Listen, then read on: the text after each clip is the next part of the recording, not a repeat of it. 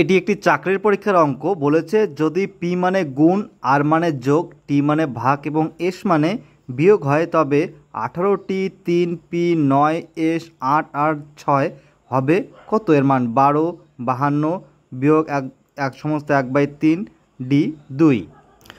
পুরোটা এখানে লিখে নিলাম। দেখো এবার ধীরে ধীরে মানগুলি বসাবো। দেখো 18টি, টি মানে হচ্ছে কি?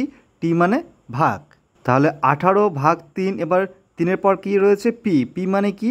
বলেছে পি মানে গুণ, তাহলে 3-এর পর বসবে গুণ, তাহলে 3 গুণ 9।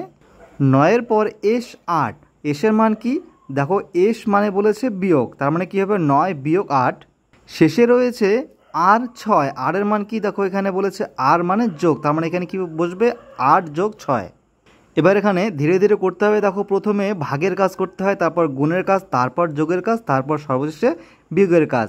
এটা যদি না করো তাহলে উত্তর ভুল বেরোতে পারে। দেখো প্রথমে 18কে 3 দিয়ে ভাগ করলাম 6, তাহলে হলো 6 গুণ 9 বিয়োগ 8 যোগ 6। এবার কি হচ্ছে? গুণের কাজ। 6 লং 54, 54 বিয়োগ 8 যোগ 6। এবার কাজ করতে হবে যোগের, তাহলে 54 আর 6 কত হচ্ছে? 60। দেখো 60 বিয়োগ 8, 60 থেকে যদি 8 বিয়োগ করে কত আসবে? 52। তার মানে আমাদের উত্তর হবে অপশান বি, 52।